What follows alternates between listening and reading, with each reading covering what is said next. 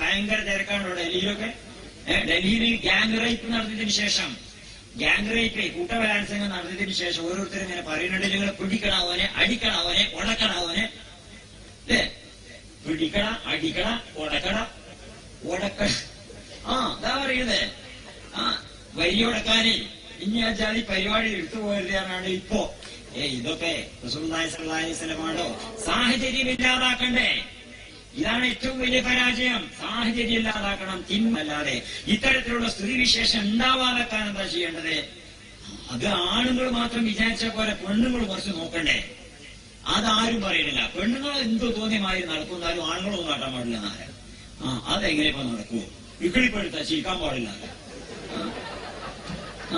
ഇക്കിളിപ്പെടുത്തും ചിരിക്കാൻ പാടില്ല എന്ന് പറഞ്ഞ അതെങ്ങനെ നടക്കുവോ? ചിരിക്കാതെ കണങ്ങി എന്തുവാണ് ഇക്കിളിപ്പെടുത്താതെക്കണം? പെണ്ണുങ്ങൾ പറഞ്ഞ പിന്നെ ഞാൻ കാട്ടിക്കൂടി നടക്കും, സിംഹത്തിന്റെ ഇടയിൽ കൂടി, പിന്നെ ആനന്റെ ഇടയിൽ കൂടെയൊക്കെ ഞാൻ നടക്കും, പക്ഷെ ഇന്നൊന്നും പൂച്ചാൻ പാടില്ല. അപ്പൊ സാഹചര്യം ഇല്ലാതാക്കണ്ടേ? ഓരോരുത്തരുടെ കാലഘട്ടത്തിൽ ചെങ്ങായി മോഷ്ടിച്ചു കട്ടു. മുതലാളി കേസ് വന്നിട്ട് പറഞ്ഞു ഖലീഫയോടെ, എന്റെ മുതലിപ്പം കട്ടിക്കണായിരുന്നു, തൊഴിലാളിനെ പറ്റി കംപ്ലൈന്റ് ആണ്. അപ്പൊ ഖലീഫ വെച്ചു, എന്തിച്ച് കട്ട വെച്ചു? കട്ടു പറഞ്ഞു. എന്തിപ്പോ കട്ടത് വെച്ചു? മുമ്പിൽ മര്യാദ കൂലി തരില്ല, പിന്നെ എനിക്ക് ജീവിക്കണ്ടായിരുന്നു.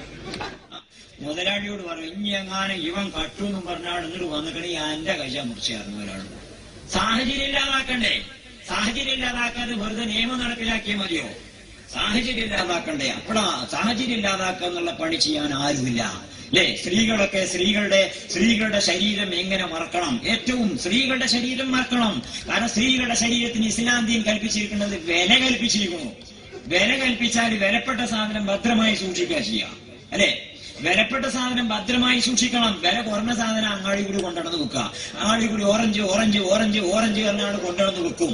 സ്വർണ്ണാഭരണം തന്നെ വെക്കുവോ? സ്വർണ്ണാഭരണം ഭദ്രമായി സൂക്ഷിക്കും, ഭദ്രമായി ഒരു ഭാഗത്ത് സൂക്ഷിക്കും. കാരണം അത് വിലപ്പെട്ട സാധനം അങ്ങോട്ട് ചെന്ന് കണ്ടൊക്കെ വാങ്ങണം. സ്വർണ്ണാഭരണം അങ്ങാടി കൂടി കൊണ്ടുവന്ന് വെക്കൂല. അപ്പൊ സ്ത്രീകൾക്ക് കൂടുതൽ വില കൽപ്പിച്ചിരിക്കുന്നു ദീനുൽ ഇസ്ലാം. അതുകൊണ്ട് സ്ത്രീയുടെ ശരീരം ഭദ്രമായിട്ട് സൂക്ഷിക്കണം. അതാ കൽപ്പന കൊടുത്തത്. ഇല്ലെങ്കിൽ ഉണ്ടാകണ ആപത്ത് അല്ലെ? ഇല്ലെങ്കിൽ ഉണ്ടാകണ ആപത്ത്. അപ്പൊ ഞാൻ ഒരിക്കൽ ക്ലാസ്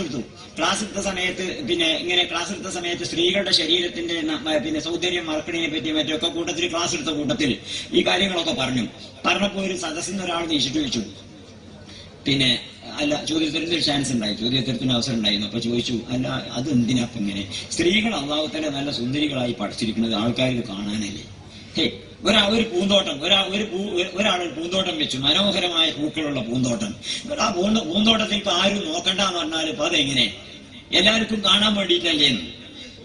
അപ്പൊ ഞാൻ പറഞ്ഞു, സംഗതി ശരി തന്നെയാണ്. ഞാൻ ഒരു ഓറഞ്ച് വാങ്ങിക്കൊണ്ടാണ്. ഓറഞ്ച് വാങ്ങിക്കൊണ്ട് തൊട്ടടുത്ത് പിടിഞ്ഞ് ഓറഞ്ച് വാങ്ങിക്കൊണ്ട് എന്നിട്ട് ഇങ്ങനെ പിടിച്ചിട്ട് പറഞ്ഞു, എല്ലാവരും നാവ് തൂക്കിയിട്ടു. അപ്പൊ പ്രത്യേകിച്ച് പ്രശ്നമൊന്നുമില്ല. പിന്നെ ഓറഞ്ചൻ പൊളിച്ചിട്ട് അതിന്റെ അല്ലികളൊക്കെ വേർപെടുത്തിയിട്ട് ഇങ്ങനെ കാണിച്ചു കൊടുത്ത്, ഇനി നാവ് തൂക്കിയിട എന്നാണ്. അപ്പൊ എല്ലാവരും നാവ് തൂക്കിയിട്ട്, അപ്പൊ നാവ് വന്ന് ഇങ്ങനെ കീഴി.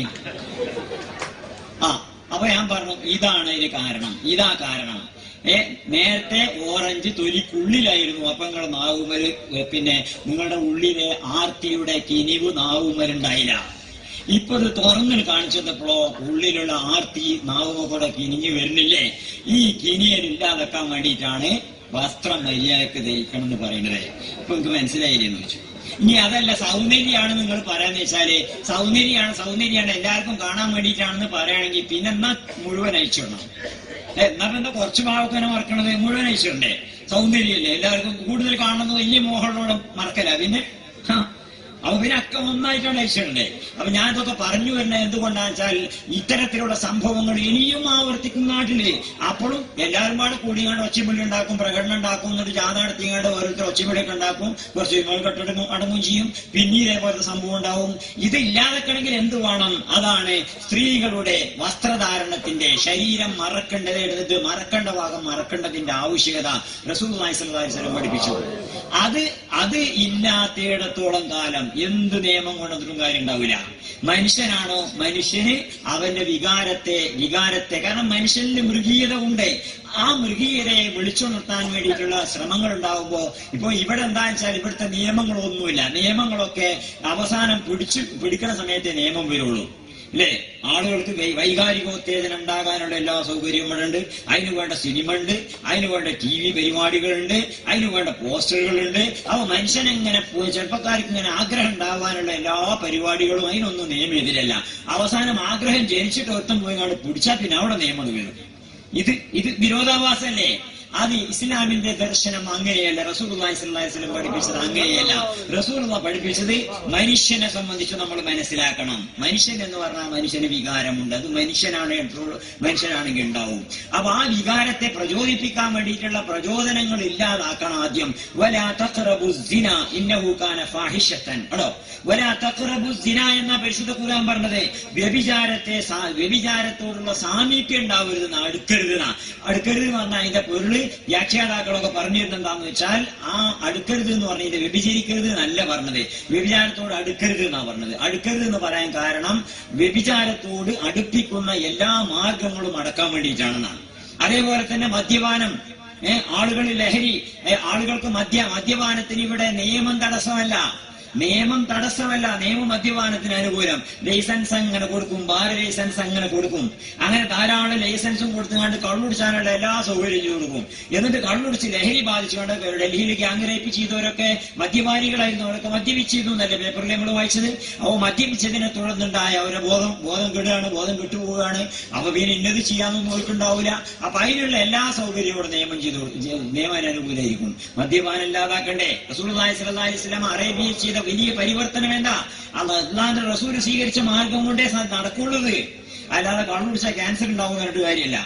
കള്ളുടിച്ചാൽ ക്യാൻസർ ഉണ്ടാവും, കള്ളുടിച്ചാൽ രോഗം ഉണ്ടാവും, കരളൊക്കെ പിന്നെ നിങ്ങളുടെ കരളൊക്കെ ഉരുകിപ്പോകുന്നതായിട്ട് ആ ആള് ഉരുകിക്കോട്ടെ, എന്നാലും കള്ളുടി നമ്മൾ നിർത്തൂലെന്നാ പറയാം. അങ്ങനെ പറയുള്ളൂ. കാരണം എന്താ? ഈ രസം, ഈ സുഖം അനുഭവിക്കണ്ടേ?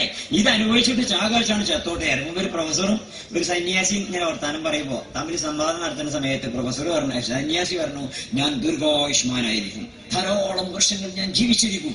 അപ്പൊ എന്താ പേര് രഹസ്യം എന്ന് ചോദിച്ചു പ്രൊഫസർ. ഞാൻ മദ്യപിക്കില്ല, ഞാൻ ചായ കുടിക്കില്ല, ഞാൻ അങ്ങനെ അത് ചെയ്യില്ല, ഭക്ഷണം കൂടുതൽ കഴിക്കില്ല, ഇങ്ങനെയൊക്കെ പറഞ്ഞാണ്. ഒന്നുമില്ല. അപ്പൊ പ്രൊഫസർ ചോദിച്ചു, പിന്നെ നിങ്ങൾ 80 വരെ ജീവിച്ചിട്ടെന്താ കാര്യം? തിന്നുമില്ല, കുടിച്ചുമില്ല, വരിച്ചുമില്ല, ഒന്നുമില്ല, പിന്നെ ഇതിനെ ജീവിച്ചിട്ട് കാര്യം? ഈ ജീവിക്കുമ്പോ സുഖിക്കണ്ടേ? ഇല്ലെങ്കിൽ ഇതിനെ ജീവിക്കണമെന്ന് ചോദിച്ചു. അതെന്താ അങ്ങനെ ചോദിക്കും? ഇതൊന്നും ഇല്ലെങ്കിൽ പിന്നെ എന്തിനാ ജീവിക്കണം? അപ്പോൾ ഞാൻ സുഖിക്കാൻ വേണ്ടിയിട്ടാ. അവ കേവലം ഈ ലോകത്തിൽ പരിമിതമായിട്ടുള്ള ജീവിത ദർശനം കൊണ്ട് ഈ ലോകം നേരേക്കാൻ പറ്റൂല. അവിടെയാണ് റസൂലുള്ളാഹി സ്വല്ലല്ലാഹി അലൈഹി വസല്ലമയുടെ പ്രബോധനത്തിന്റെ പ്രസക്തി. അവിടെ റസൂൽ മദീനയിലും മക്കയിലും വന്നിട്ട് ആദ്യം പറഞ്ഞത് അതാണല്ലോ. ആ മരന്റെ മുകളിലൊക്കെ ആൾക്കാർ ഒരുമിച്ച് കൂട്ടുകയൊക്കെ ചെയ്തില്ലേ? എന്നിട്ട് ചോദിച്ചു, ഈ മരന്റെ അപ്പുറത്തുനിന്ന് ഒരു സംഘം നിങ്ങൾ ആക്രമിക്കാൻ വരുന്നുണ്ട് എന്ന് ഞാൻ പറഞ്ഞാൽ നിങ്ങൾ വിശ്വസിക്കുമെന്ന് ചോദിച്ചു. ഞങ്ങൾ വിശ്വസിക്കാതെ അന്തല്ലമീൻ, ഇന്ന് വരെ ഒരു കളവും പറയാത്ത ആളല്ലേ, ഞങ്ങൾ വിശ്വസിക്കും എന്ന് പറഞ്ഞു. റസൂലുള്ളാഹി സ്വല്ലല്ലാഹി അലൈഹി വസല്ലം പറഞ്ഞത് എന്താണ്?